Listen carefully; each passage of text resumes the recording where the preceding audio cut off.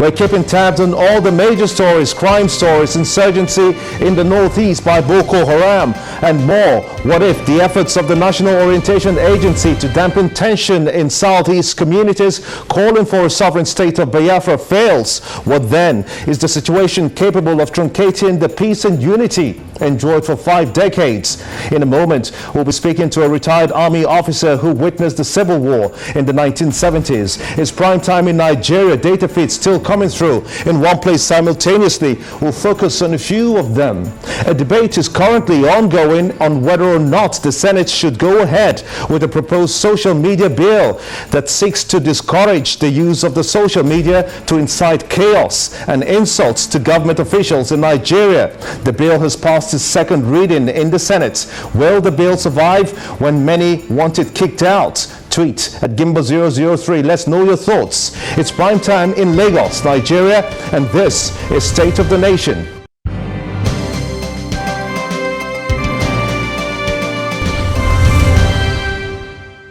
We want to welcome everyone in Nigeria and the rest of the world. I am Gimba Omar and this is State of the Nation. Data feeds all coming through in one place simultaneously right behind me. ChannelsTV.com, YouTube.com/ChannelsWeb, where you can follow all our top stories live on our social media platforms. Trending now, Nigeria's crude oil price would be $38 per barrel because of the uncertainties in the price of oil. So says the government at the Federal Executive Council meeting. The government says it is optimistic that Nigeria will be capable of producing at least 2.2 million barrels of oil per day. The FEC called it an expansionist budget, which would be 1 trillion naira more than the 2015 figures. The additional 1 trillion naira in the 2016 budget will be spent on capital project, it says. I'm being joined by a petroleum engineer, Zakabala, who is also a chartered accountant. I want to thank you so much indeed for coming on State of the Nation at this time. Thank you. $38 per barrel in an economy attempting to diversify away from oil and gas. Is this a good or a bad start to begin with? Well, it's a good start because remember, you are stock in trade. Is an international commodity, and the price of that commodity is determined based on externalities. So whichever way you look at it, you have to still keep building your excess crude account. You have to do something about reducing domestic borrowing. You have to look at your liquidity and your inflation, but you still have to build your external reserve. All you need to do around this time is to look inwards by reducing your propensity for imported goods. But you can still diversify the economy because we're trying to look at agri. That simply means you will move away slightly from oil and be looking at gas, because gas is the feedstock for ammonia, which is the major ingredient for fertilizer. The same gas can now be used to up electricity. Once you up electricity, there will be glut at the filling station, because more than 80% of the petrol and diesel you buy today are actually used to run generators because you don't have electricity. So keep crude oil aside. The other product that you have that comes together with crude oil, the gas, can be used to up your electricity, give you enough agricultural fertilizer, and you will be diversifying the economy. Remember also that all you need is a good network of transportation, and you can haul a lot of heavy goods across the strata of Nigeria. Can the government, though, maintain the 2.2 million barrels per day production capacity when it is thought that the refineries are currently not running at full capacity? Well, the production is one thing. The quantity you need for local refining is a different thing. That 2.2 million barrels is possible as long as we respect the JV relationship and contracts. All that government needs to do is to be responsive to that aspect of what we call joint venture cash call agreements. And on the production sharing side, as long as the necessary incentives are there, then the JV partners will contribute theirs. The production sharing contract partners will contribute to the aggregate national reserve. and that simply means 2.2 million barrels per day is a possibility for Nigeria. How then does this affect the equation, the economic equation, especially when it has to come or do with the states? Will the states, for example, be able to stay away from getting a bailout? Well, initially, they will still rely on the bailout. But it's high time we all understand that for you to be a very good economic and political leader, right, you must also be a very good economic manager. So for the state governments and the respective states, they need to look inward. Initially, they require the bailout, but with time, they need to look inward and see the best they can bring up from their respective states. Because once they have good economic powers within their respective states, they can even have political power, even at the central government. Let's look at the real situation we have in Nigeria today. The government says we're deregulating the downstream oil sector, and then it's pegging the price. I suppose that if I have to go to get petrol from X country and import it into Nigeria at X rate, then I should be allowed to sell at whatever price I choose. And then the government is clamping down on those who are hoarding petrol. What are your thoughts? I think there is a need to educate people. Deregulation is different from privatization.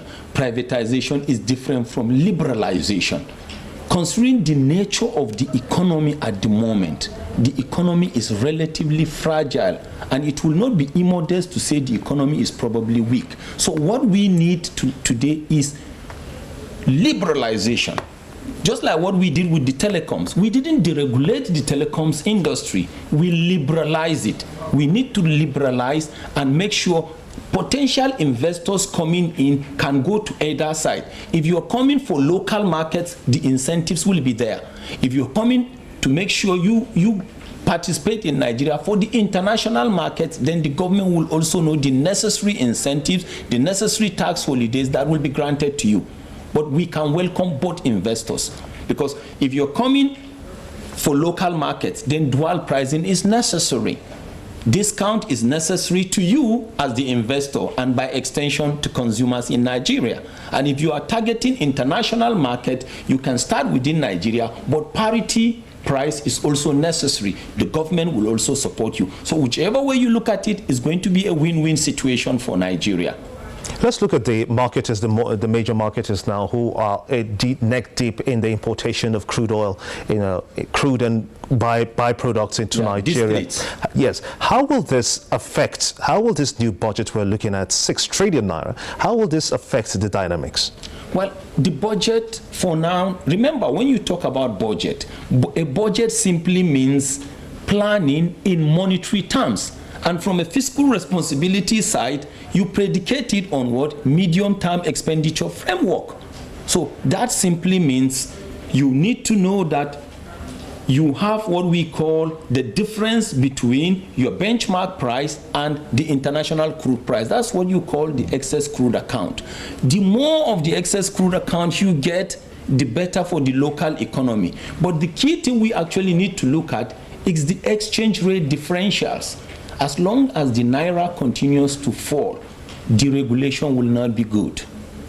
But if we can do something, if we can nairanize certain things, get the crude oil from the wellhead in naira, get it across to the respective refineries, whether government or private refineries in naira, refine it in naira, distribute it to Nigerians in naira. That alone will bring in so much and free you from exchange rate differentials. That can only happen if we have government refineries working and liberalized or private refineries working. But for every private refiner, it needs to be understood that you will need to give them the crude at some discount, not at an international price. That's how you will trust the aggregate economy and create mobility within the system. Will it help the situation of scarcity in Africa's 6th largest producer of crude? 100%. The reason why we have scarcity is because there is no electricity. So from that, you can't even talk about the crude oil. Just get enough gas. Get enough gas to the GENCOs to generate. Let the TCN try to regulate, and let there be enough for the DISCOs to distribute. If you have that, there will be glut at the filling station.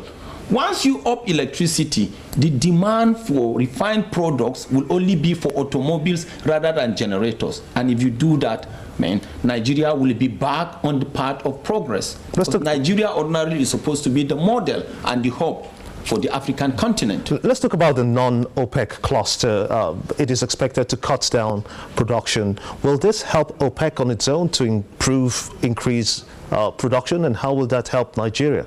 Well, if you look at OPEC generally, everything that has to do with OPEC has to do with externalities, right? If OPEC cuts down production, for sure, the external earnings of Nigeria will reduce, but it will not affect the local developmental and infrastructural developments of Nigeria, because this season of Nigeria should be viewed as a season of internal reconstruction. You need to reconstruct your transportation system. You need to reconstruct your fertilizer industries. You need to do something about electricity.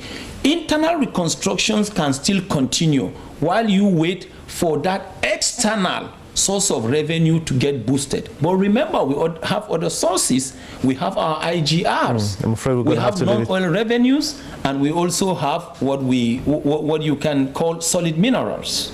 I want to thank you so much indeed, Zak Abalai, petroleum expert, for talking to us on State of the Nation. We'll take a short break now. When State of the Nation returns, the Biafra question.